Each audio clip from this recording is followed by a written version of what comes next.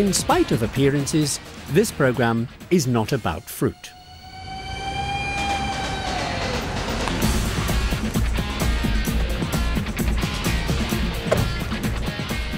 Coffee, please. Did you know that over 150 years ago, one of the greatest scientific institutions in the modern world was set up with money from the illegitimate son of the Duke of Northumberland? A guy whose scientific qualifications included discovering a better way to make a cup of coffee. Strange, but true. But that's the way it was back then. Anybody could be a scientist, like this guy was. Name of Smithson, who gave America $2 billion in today's money because he reckoned the country needed to spread the light of knowledge. Ironic, since this program will end with knowledge of light. Oh, there's the place I was talking about, named after James Smithson, the Smithsonian. A few statistics. 140 million things in the museum collections, over 25 million visitors a year, all getting lit by knowledge. Smithson would have been proud. And research projects all over the world, including this archaeological dig in the Middle East, picking up treasures and a suntan. Speaking of which, apart from the coffee, Smithson also did a lot for sunburn, and poison ivy, and cosmetics, and diaper rash, and zits, and photocopiers, and tyres, and ceramics, which is where a lot of the gunk in this bottle gets used. Smithson discovered it when he was crystal hunting in England, and came across stuff like this.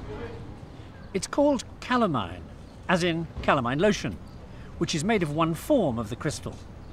Okay, no big deal, unless you suffer from sunburn, or poison ivy, or diaper rash. But there's something very strange about calamine. So, for a few moments, here comes a brief dissertation on everything you ever wanted to know about crystals. Don't worry, it's electrifying stuff. In 1880, a couple of French physicist brothers discover the amazing secret of crystals like this. If you slice a bit out, and then squeeze it, put pressure on it, the crystal changes shape slightly. And when it does that, it gives off an electric charge. And the more pressure you put on it, the more electric charge it makes. And it does the opposite. Zap it with an electric charge, and it changes shape. And the bigger the electric charge, the more it changes shape. OK, now for what you can do with all this.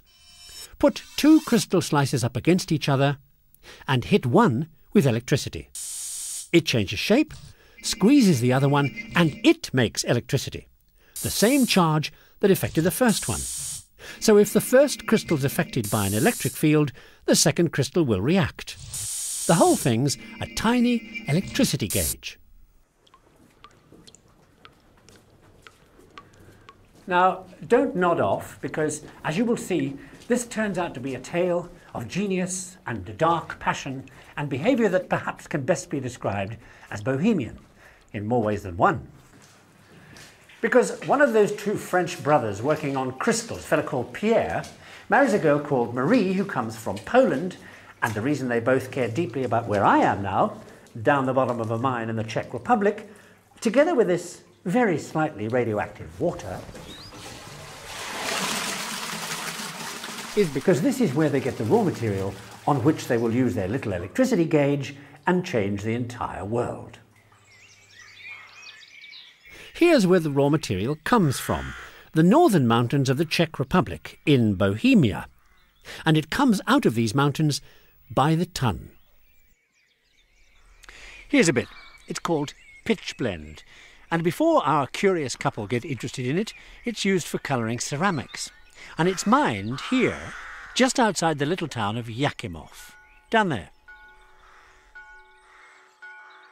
Oh, by the way, that use of pitchblende to colour ceramics was something to do with glazing pottery and nothing to do with my story, so I won't go on about it. OK, in 1896, a German called Röntgen totally blows away the world of science with one of the most amazing discoveries anybody has ever seen. Well, I suppose I mean seen through. This. X-rays. So everybody immediately jumps on the bandwagon, looking for more mystery rays and what you might do with them. It only takes a few weeks, and bingo, some Frenchman repeats the trick. Only what he comes up with is even more stupefying. Because what he does is fiddle around with some of that stuff from around here I showed you before. Pitchblende. One of the things you get from pitchblende is uranium. And it turns out, if you put an object between the uranium and a photographic plate, and then leave the whole shebang in darkness, the next time you look, there's a shadow of the object on the plate, as if the uranium had been giving out some mysterious invisible light. The other thing uranium does, our Frenchman discovers, is to very slightly charge up the air around it. But this is ho-hum stuff, and nothing at all to do with the exciting mystery rays. So our Frenchman kind of ignores that bit. But not that Franco-Polish couple I mentioned, Marie and Pierre, family name Curie, who, you will recall, are using that little crystal electricity gauge, right? In 1898, the Curies are getting concentrates of various materials by boiling and distilling them, and one of the things they do that to is pitchblende. And their crystal electricity gauge identifies an amazingly powerful electrical charge in the air all round the stuff. One night, they pop into the lab and there's the sample glowing in the dark. The world gets radioactivity and they get the Nobel Prize. Soon, everybody's decided slightly radioactive water is good for your health. Speaking of health, unfortunately, Marie's husband Pierre is killed by a truck not long afterwards. 5 years later, the widow Curie is sending out loneliness signals to the guy who has been their lab assistant for years, a fellow called Paul Langevin, who gets the message, and in no time at all the two of them become a bit of an item. And a national scandal. Because back then, widows are not supposed to send that kind of signal to unattached men. Of course, given what Langevin is about to do with the Curie's little crystal gizmo, receiving signals is right up his street.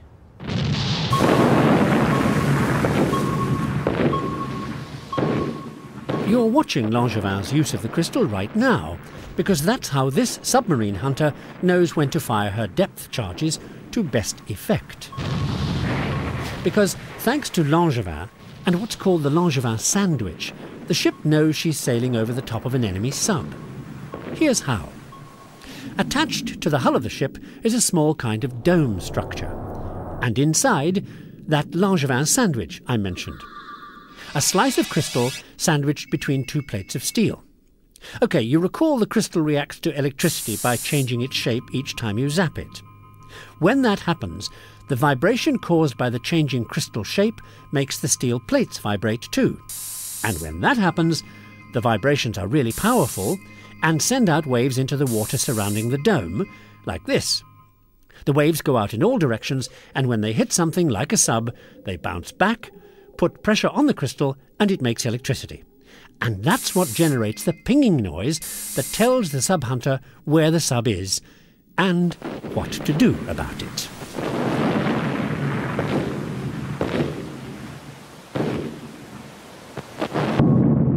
The Langevin sandwich becomes known as sonar, and early in World War II it makes life very uncomfortable for the German U-boat wolf packs lurking under the surface, and helps the Allies win the Battle of the Atlantic.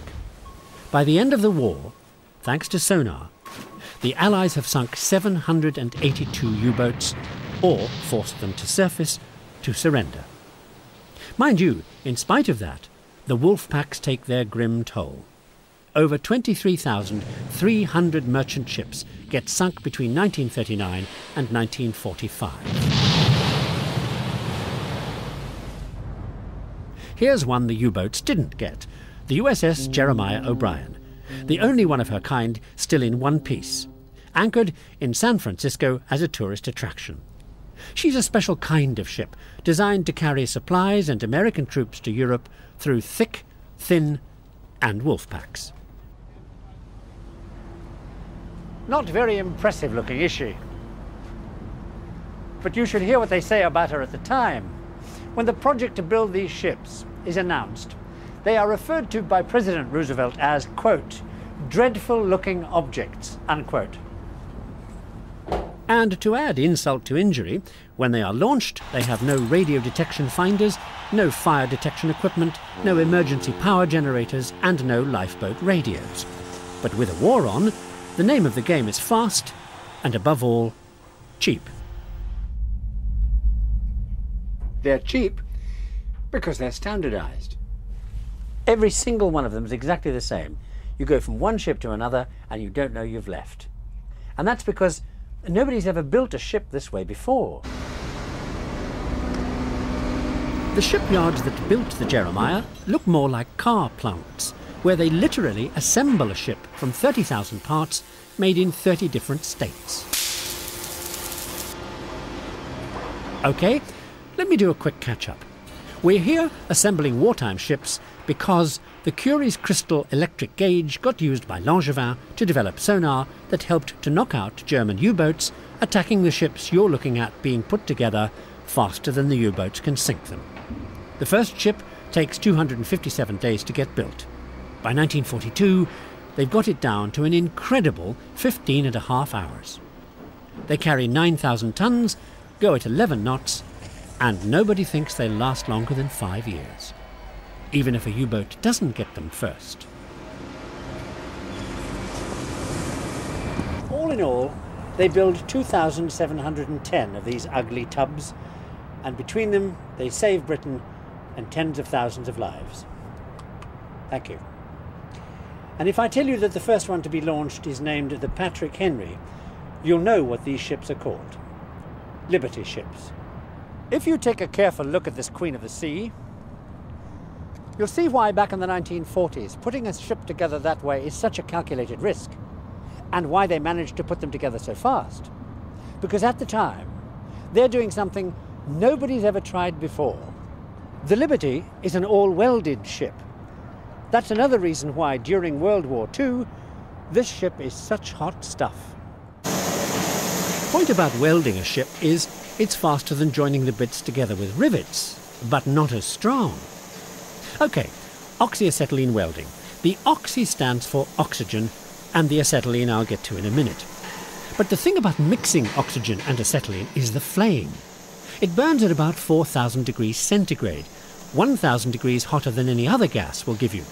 So it's great for welding the sheet steel Liberty ships are made of.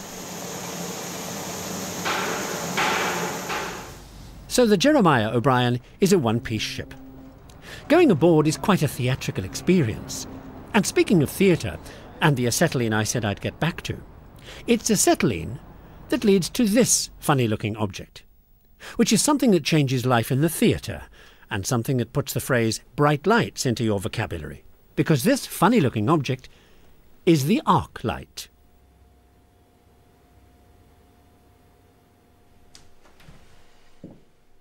Okay, now for a quick burst of mysterious 19th century chemistry. You get acetylene gas by slowly dripping water onto calcium carbide, which some guy discovers you can make by banging high voltage electric current into a mixture of lime and coke. You deliver the current through a pair of carbon rods and do the whole thing in something called an electric arc furnace. This works on the same principle. Look.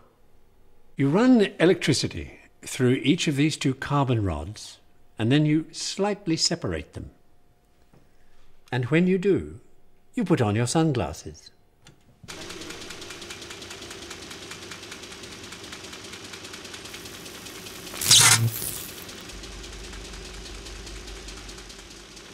This is the brightest light in history so far, caused by electricity arcing across between these two carbon rods and causing them to burn incandescent. Keeping the rods the right distance apart as they burn away is something a Frenchman called Foucault thinks up. He calls it a regulator, and basically it uses the tiny variation in current as the rods burn away to run a clockwork mechanism that moves the rods, keeping them close together. In the theatre, the arc light is the answer to every actor's prayer. Meanwhile, Foucault has other, more heavenly ideas.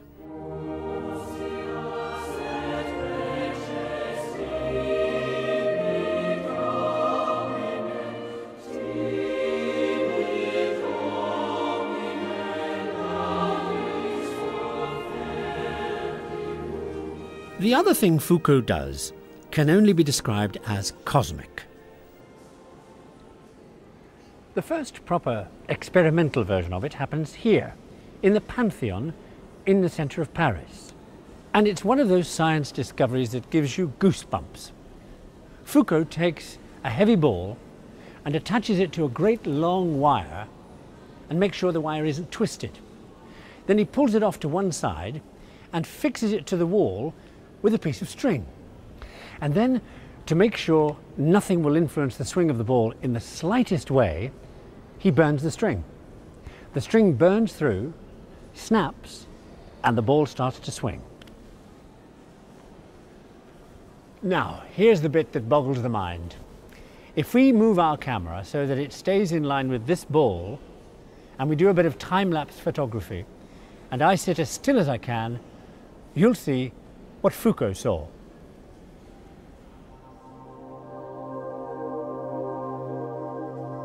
The ball goes on swinging in the same place, in inertial space, independent of the Earth. What you're seeing now is extraordinary. It's what you'd see if you were watching the Earth from somewhere in outer space. In 1851, when Foucault does this, he finally proves that Copernicus was right. The Earth does rotate. Watch it again. You see what I mean about goosebumps? This is the Earth turning. I said this was a cosmic idea because if you put Foucault's clockwork arc-light regulator together with his inertial pendulum, there's only one thing you can use them for: to save astronomers from eye strain.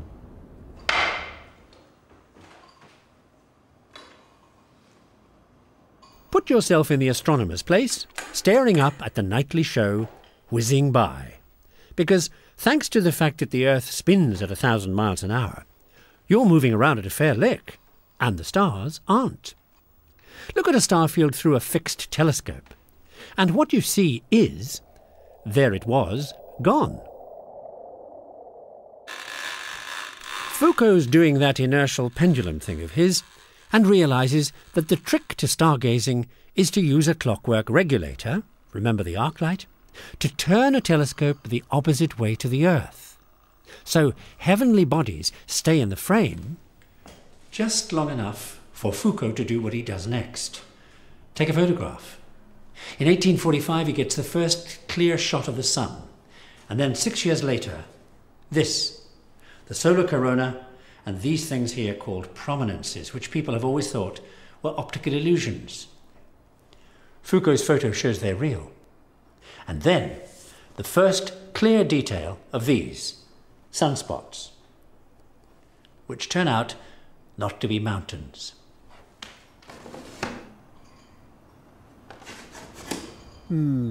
Where are we? I mean in the story. Electric crystals help Pierre and Marie Curie discover what they call radium, and then Langevin uses the crystal to develop sonar that helps save Liberty ships, put together with welding techniques using acetylene made with carbon arcs, also working in arc lights, with clockwork regulators built by Foucault, whose pendulum helps him to take pictures of solar eclipses. And astronomy really takes off. Look. With tracking telescopes, you can take precise enough photographs to spot the smallest changes between one photograph and another. You overlay the pictures, and it's easy to see what you just missed. Watch this spot again. See? And then you can overexpose the photograph, and even very faint stars become visible. And you can really start to enjoy that wonderful nightly show up there. And speaking of shows, that's where Foucault gets his photography from in the first place. OK, this is the 1822 version of virtual reality, called a diorama, and the latest excitement for the Paris glitterati. Now, bottom left is the view the audience gets.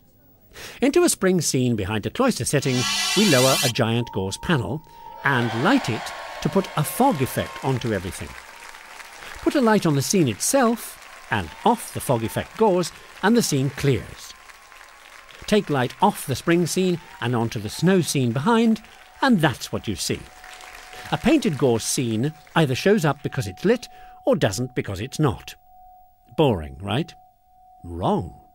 Back then, for the locals, this is boffo crazy Hollywood extravaganza stuff. And all thanks to this French fanatic for virtual reality called Daguerre. Name ring a bell?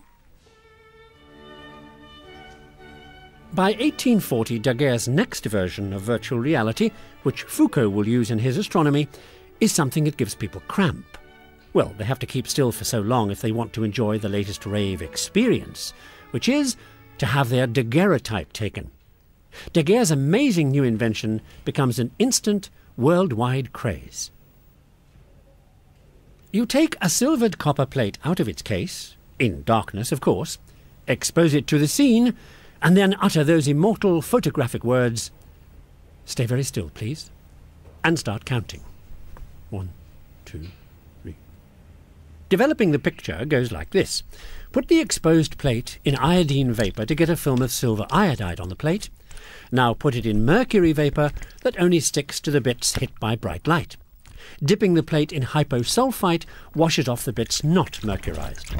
Wash everything with distilled water and you get the world's first photograph. And it costs so much, it comes in a frame. Now, all the magic ingredients Daguerre uses are known to any chemist at the time. Mercury, distilled water, silver, copper. But there's one new chemical in the mix. Iodine, discovered thanks to a recent accident. Now, you know iodine has all kinds of healthful properties. This is ironic, given the job of the guy who discovers it. He kills people.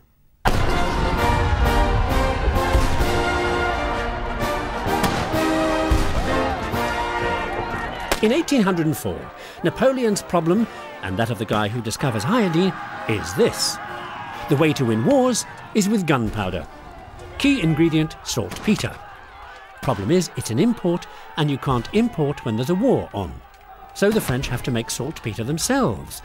That's okay, saltpeter's made from wood ash, lime, and something Frenchmen make in abundance themselves. Dung.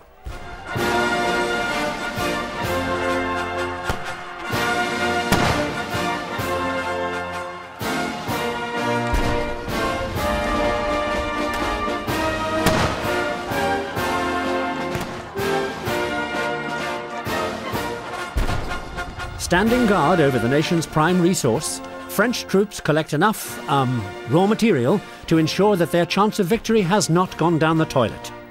And then the guy who's making the gunpowder hits a snag.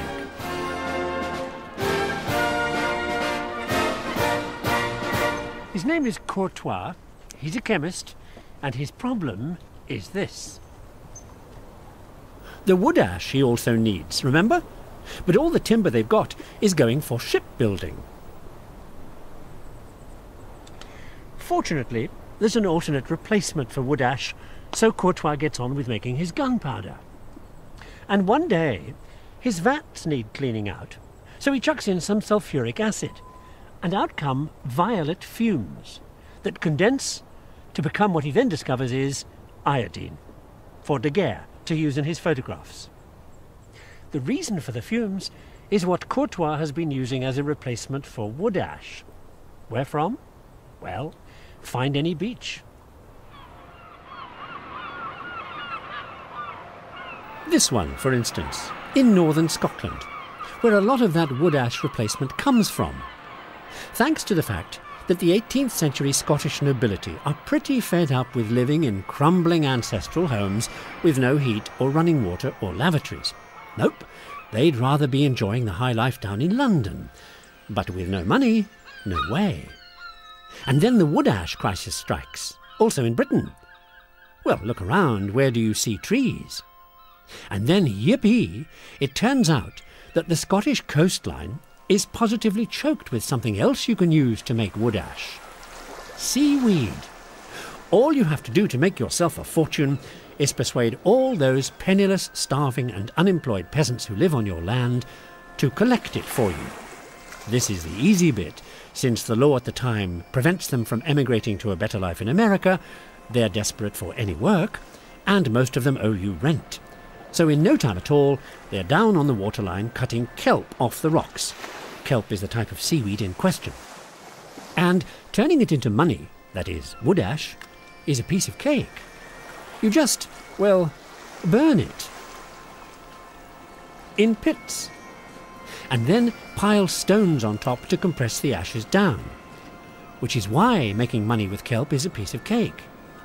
Because what comes out is cakes of wood ash. Ship these off to the factories in England, where they grind the cakes into a fine powder which they call potash, and Scottish aristocrats call money for jam.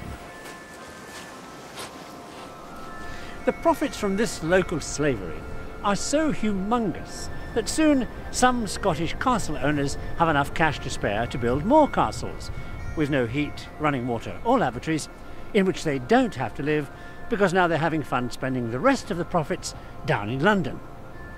Hey, what can I tell you? Most of these guys went around in skirts. So, thanks to the kelpers, the ash crisis is over. So gunpowder makers can get on with manufacturing their saltpeter. And something a little more meaningful can happen. I refer, of course, to that minor event otherwise known as the Industrial Revolution, for which potash is essential, especially in the underwear business. See, down south in England, 3 decades of hot Indian summers has meant great harvests and cheap food, so spare cash to buy a knockout new foreign fabric called cotton. Once you get the natural grease out with a solution of potash, you've got a really comfortable, cheap, lightweight cloth, if certain production problems can be solved. So solved they are, by machines, hence the Industrial Revolution. And this is also one of those chains of events where technology solves one problem and creates another, which gets solved and creates another, which gets solved and creates another, and so on. Problem number 1, make more of this new wonder cloth, but for the same amount of money.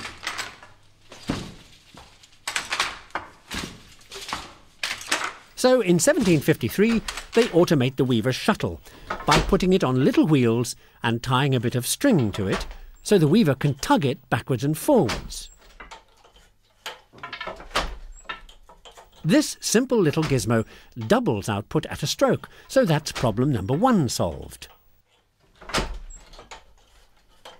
Problem 2, the thread makers can't make thread fast enough to keep up with this new weaving speed. So in 1776, they automate the way the cotton wool is drawn off bobbins and pulled out into thread. So the old thread making by hand problem is solved, and the old thread makers are out of work. But hey, that's progress, right? Problem 3, they've got to make more stuff. So in 1771, a new thread making machine pulls the thread out and twists it into yarn. Problem 4, the market's differentiating. Some people want even finer cloth for that fancy new idea I mentioned earlier, underwear. So, in 1779, somebody sorts that one out with a really nifty trick. Run the thick thread between rollers going at different speeds so that when it comes out the other side, it's much finer. And finer thread, of course, means finer fabric. Problem 5, the real problem, demand goes through the roof. And all this thanks to those Indian summers.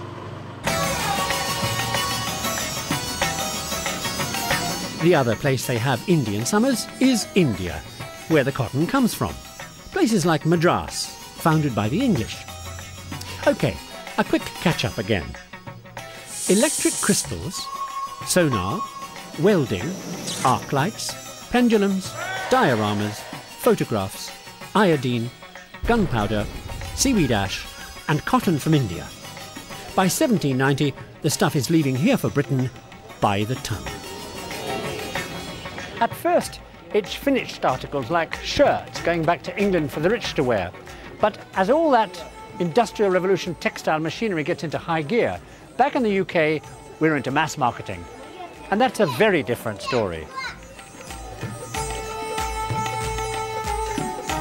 See, this may all look very picturesque, but you just know it isn't going to keep up with production lines and steam-driven machinery and order books.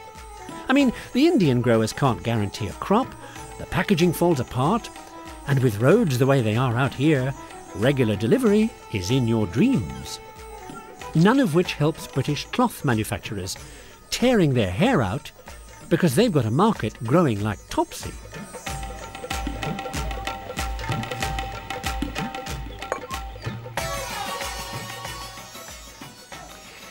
It's enough to turn an English mill owner to drink. Fortunately, bootleg gin saves the day. No, not this kind.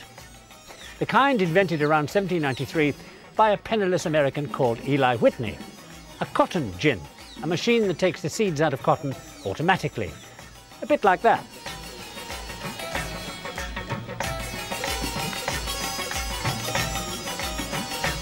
Whitney's gin de-seeds cotton 300 times faster than a human can, so the price of American cotton goes through the floor.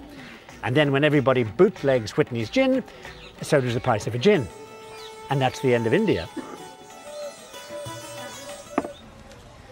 That switch to cheap American cotton really boosted the economy of the southern states and expanded cotton growing until there was almost nothing else going on there. None of which helps Whitney very much, who early on has switched from gins to muskets anyway, and a new French idea for making guns with interchangeable parts, so that if a bit breaks in battle, you just slam in a replacement. Well, this idea finally makes Whitney a lot of money. And given the fact that everybody has pirated his gin idea, and getting in debt and practically starving, he must have thought it was about time.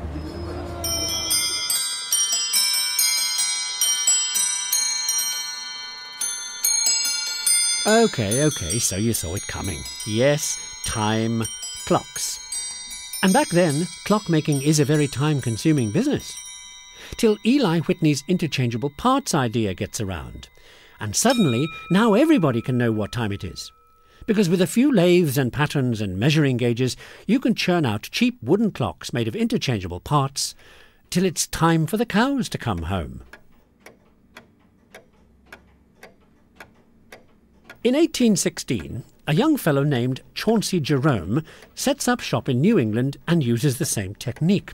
But this time, instead of wood, he uses sheets of brass and gets machines to cut out the patterns for each bit by the thousand. Jerome's production line approach turns the household clock into the world's first consumer durable.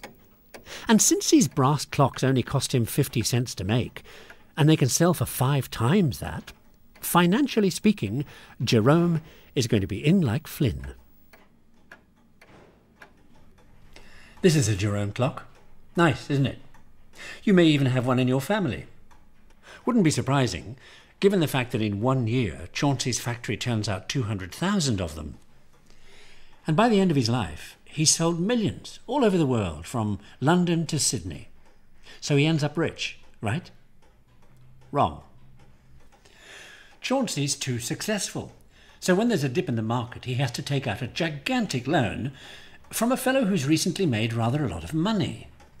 A little bit later on, when this guy discovers that most of his money is being used to pay off Chauncey's debts, well, he pulls out, declares bankruptcy, and for Jerome, time has run out.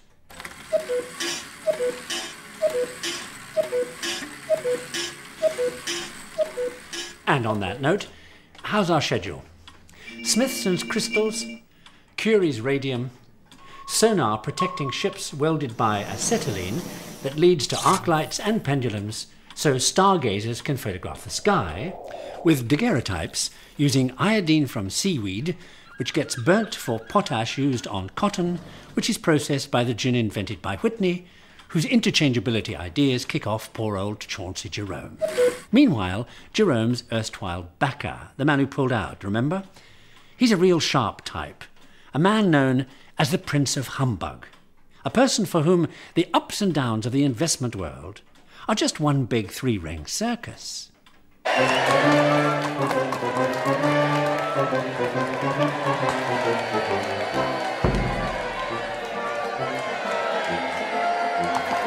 The three-ring circus is, after all, invented by the Prince of Humbug, aka P.T. Barnum, who starts in showbiz with a freak show. Then he finds a 2-foot-high man he calls Tom Thumb and shows him off to European royalty. But in 1880, his pièce de résistance is The Greatest Show on Earth.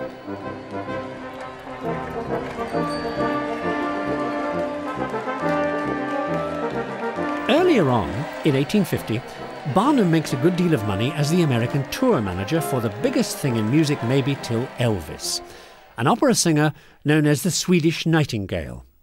Jenny Lind, one of the greatest singers who ever lived. Miss Lind's tour is so successful, people buy tickets just to buy tickets. Of course, the whole thing is brilliantly stage managed by the Prince of Humbug himself, who takes a hefty cut. The phrase musical notes takes on a whole new meaning.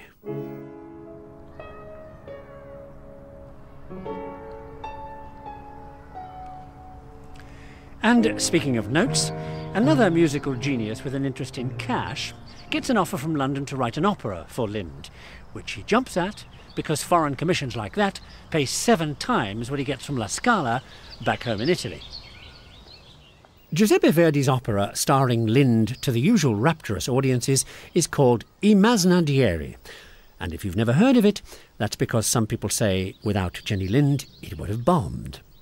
Point is what it says about Verdi, like he gets away with a lot.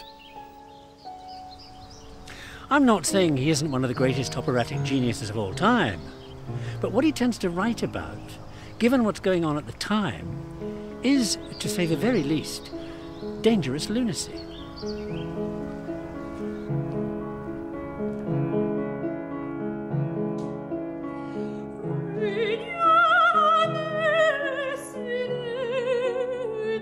Let me tell you about what's going on at the time and why Verdi's a lunatic. In 1847, when he and Lind get together, the Austrians are occupying Italy, right? So here's Verdi writing stuff with choruses called Long Live Italy, and storylines about the Israelites in captivity, and arias about the fight for freedom. One opera, Joan of Arc, is about how to chuck out an occupying power. OK, he's camouflaging it all by setting the things in France or Israel or even America. But you'd have to be tone deaf not to get the message behind Verdi's political pitch.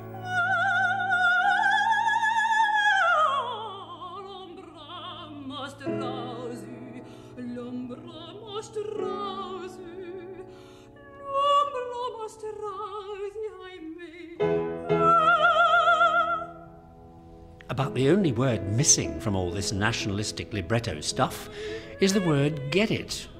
You see the point. I mean, it's a wonder Verdi makes it to the podium, let alone stay out of jail long enough to receive a letter in 1869 from the Cairo Opera House asking him if he'll whistle up a new opera for His Excellency, the Khedive of Egypt. Here's the man himself, who probably has 3 reasons for asking Verdi. Number 1, Verdi's famous, and the Khedive is not. Number 2, this guy, the Khedive's boss, Turkish Sultan Abdul Aziz, who has the Khedive well under his thumb, and the Khedive wants out from under. Besides which, the Khedive is keen to make Egypt look less like a third-rate run-down dump, which at the time it is. So the offer to Verdi is, do something Egyptian and nationalist, which, as you know, Verdi's good at. And as regards the fee, well, it's kind of open your wallet and repeat after me, help yourself. So Verdi obliges, with the most successful opera ever written and called Aida.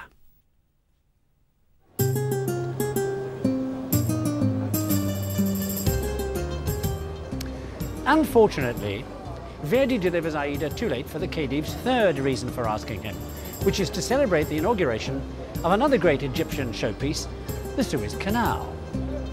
When it opens in 1869, it's the 9th wonder of the world. It brings East and West 6 weeks closer because now you don't have to go around Africa. And it brings Thomas Cook into the story, because Cook is one of the nobodies who goes to the opening of the canal. Now, the red carpet gets rolled out for princes and ambassadors and assorted entertainment megastars, but rubberneckers like Cook get to pay their own way and to spend a day here on the Mediterranean island of Malta en route. Not long afterwards, Thomas Cook Limited are starting to run the Cook's tours they've done ever since, and they've opened an office here in Malta. And of course, one of the tours they're offering is Egypt, and of course, the canal, which, as ninth wonder of the world, is well worth your package tour dollar. Let me show you what you get for your money.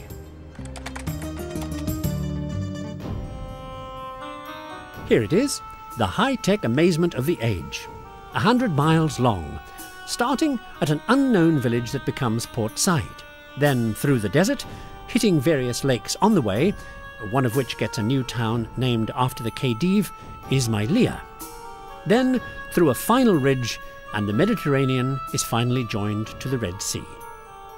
25,000 labourers, 10 years to build, and runs Egypt into so much debt the Khedive has to sell his shares.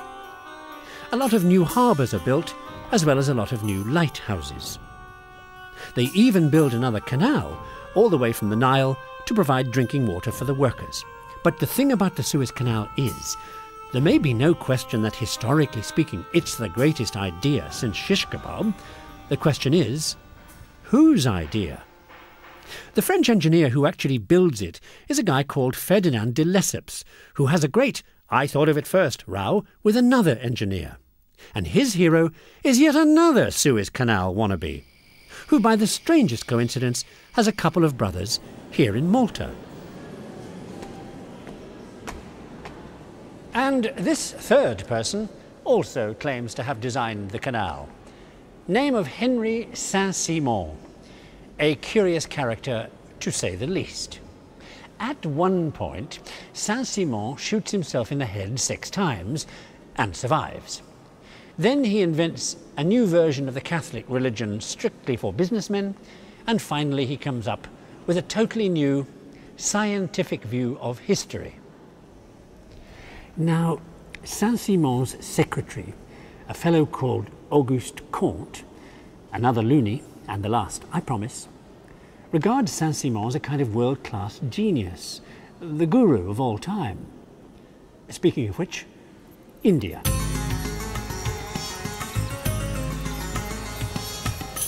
Now, Auguste Comte never actually visited India. He married a hooker and lived unhappily ever after. But India illustrates Comte's ideas rather well. Well, that's my excuse. And now for his world-changing contribution to science. Comte follows up on Saint-Simon's scientific view of history. Look around you, he says, at museums and such, which we don't have to because what Comte is talking about is all around you here in India, and you see that humanity's gone through 3 historical stages. To start with, we all go through the theological stage, with this kind of stuff. Gods and spirits and other such supernatural mumbo-jumbo, says Comte. That's the first of the 3 stages of development.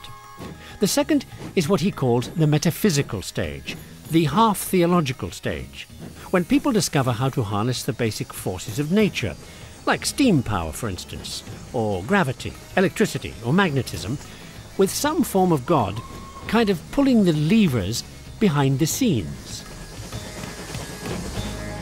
And finally, says Comte, we get to the scientific stage. No mumbo-jumbo, no hobgoblins, no deities writing the laws of nature, just rational, scientific observation of how all the bits of the world fit together. The thing is, back at the theological stage of development, there's no way people can be scientific. There are no instruments that you would call instruments. And since nobody believes in stuff like natural laws that can be investigated, there aren't. And they don't. At the metaphysical stage of steam power and such, they just don't have the science to find out what the mystery forces of nature actually are, so they leave that side of things to God. On humanity's great journey from the past, says Comte, all you can ever say is people at different times see things differently. And he clinches that argument like this. The ultimate science has to be a science that looks at the individual view that each individual has, and at how all the individual views add up to how a society works at any one time. So the ultimate science has to be the science of human behavior, which Kant invents and calls sociology.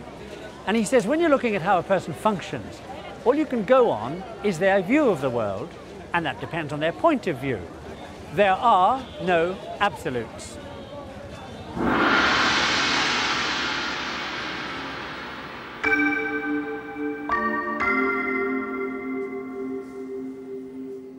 On the subject of absolutes, Buddhism's all about that. You know, no absolutes. No centre to the universe. Nothing but, nothingness?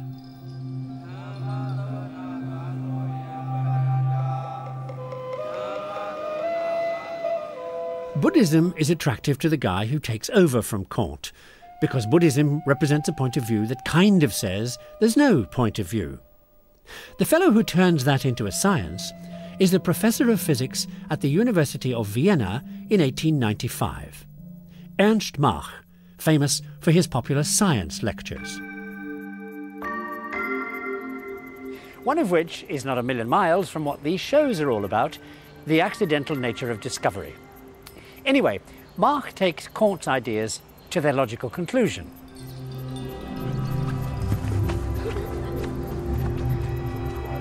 First of all, Mach looked at how you view the world from a sensory point of view, by whirling people around blindfold and seeing what that does to them.